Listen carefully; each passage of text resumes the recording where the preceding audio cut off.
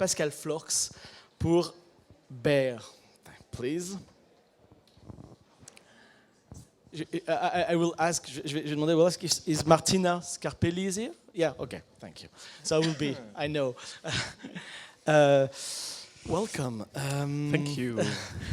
Bear, that's the first time I saw the film. It was like in a festival in Morocco, and I was looking at the film, and you really did something about a story. Because we begin the film and we say, oh, okay, that's Bear, grandfather, and it's going to be a funny film or something like that. And the more we go into the film, the more we say, what's going on? So it was a screenplay first. I mean, you really had this idea and you wanted to work with it? Yeah, I knew. I knew the story that I wanted to tell about my grandfather, and obviously it is not the most fun story to watch. And so I thought, just to not maybe depress everyone, just have a little bit of a fun part of it too. So I kind of enjoy that it's working, that people laugh at the beginning, and then it fades a little bit like throughout the film. It's always a little bit different, but most of the time it's kind of the same reaction. So that's a real story? Yes, yeah, absolutely. You play with archives and photographs and everything. This is personal archives, or did you look in some archives in Germany? I did both, actually. All the color photos at the beginning and at the end are all like family archive. And the war photos are like German archive. I could look through that and find the things that were matching, and I had to see like what is matching actually. And this also influenced the story a little bit because you have pictures in your head, but then it's not safe, or you don't know if you'll find them. So it's kind of a little like, it's influencing both ways. But but mostly family photos actually. Are we scared when we said at one point, okay, I want to tell a personal story about my family and everybody will see it? When I say scared is, maybe at one point you say, okay, no, I don't want to have reaction of people that don't know my family and even your family. First, it was very scary, but it was scary in a way that I thought, well, who the hell will ever, be interested in it? And so that was one part of the scariness. And also my family, how will they react? Because I really didn't tell them. They knew, they knew I'm doing something. But my mother's my mother's father, or I was my mother's father, and it's a very big family, and it's not always a harmonic family. It's kind of strange. So I didn't know how will they react, but it wasn't too bad actually. It was emotional in a way, and no one said anything bad about it, so I was very lucky. When you first show the film, the screenplay or something like that to the teachers, at one point, is there some of them saying, no, it's really personal, maybe you won't be able to, go further than that, or no, it was like, yeah, go for it? Oh, it was the absolute opposite. I had a couple of ideas, and I was pitching them to Andreas Hukade, who is our mentor for the graduation project. And he was totally in it from the first minute. He's like, well, think about it. This is it. Tell the story. And I wasn't really sure about it at first. Personal thing and stuff, what I already said. But at one point, it just happened. I just worked on it, and I said, well, let's do this now. And if I talk a lot about the personal thing, is because I think that sometimes a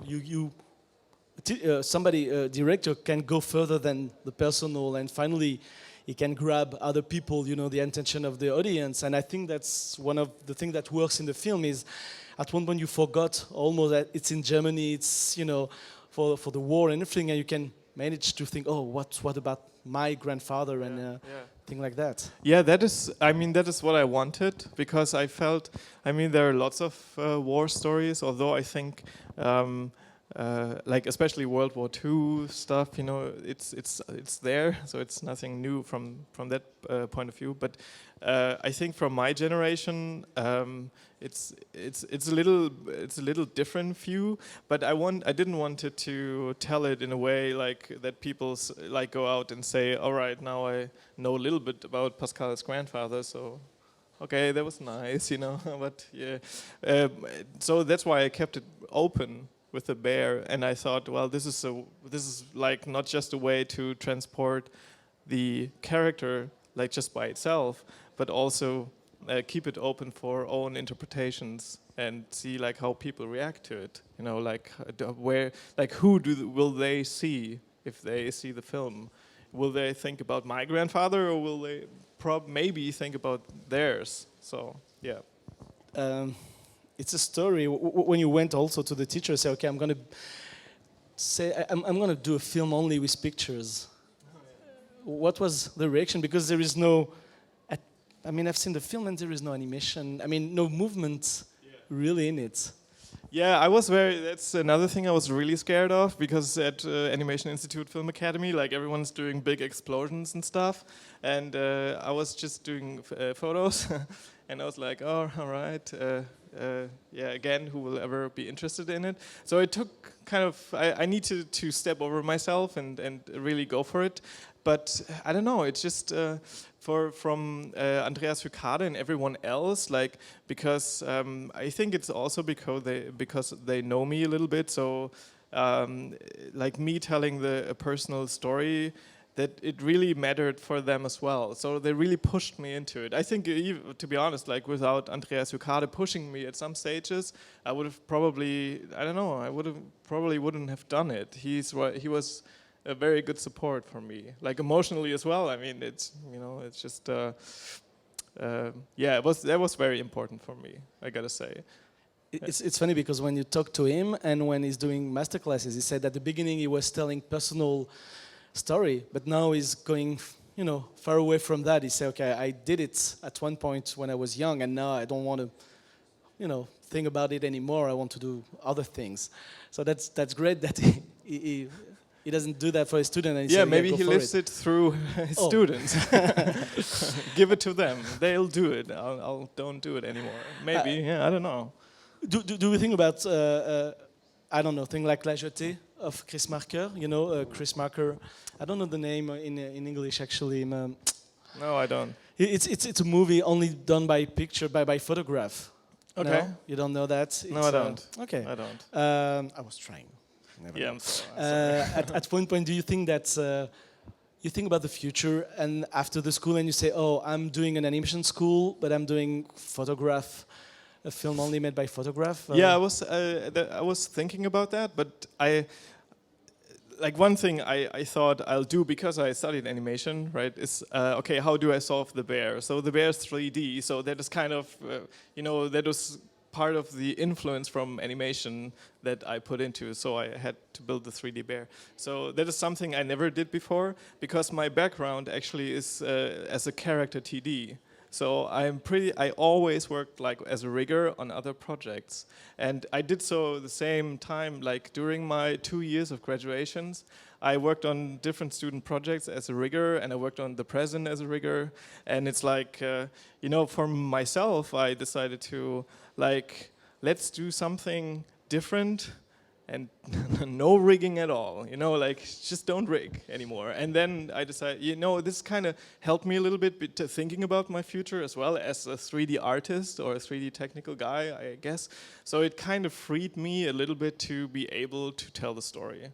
Because you're right, I mean, in school, like the graduation projects, like everyone wants to do big, to show what they can do and to get a job afterwards. But for me, in this case, because I knew I have my rigging portfolio in a way, so there's room for something else. This is it.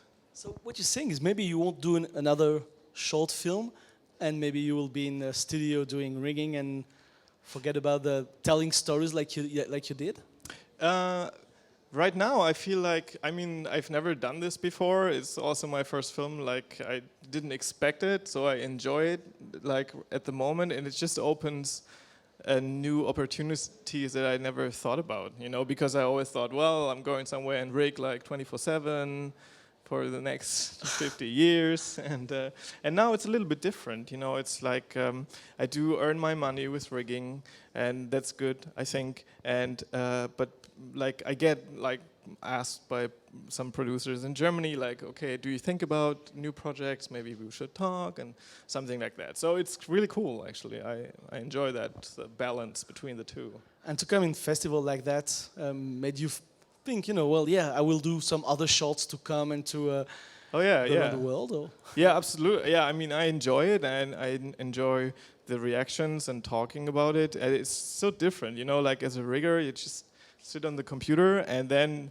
you're done, you know. And the director goes out with it, and so in this case, for me, it's just something totally different, and I enjoy that. Do you think it's possible to do another personal film, or no? That's it. You've done one strong one, and you want if you will do another short film or something like that, it will be different, or it's too. I mean, it's in the future, and it's not something that you thought about it. Thought about. Sorry. I do.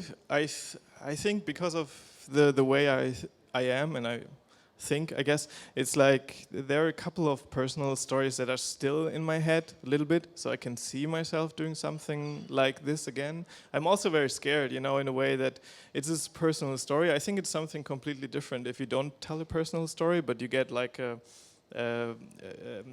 have like someone asking you to do his story, or like you get a book, you know, you have to do a film about that or anything. So I'm not kind of, you know, I've never done that, so it's kind of scary a little bit to step from the personal side to professional, maybe filmmaking, or however you want to call it.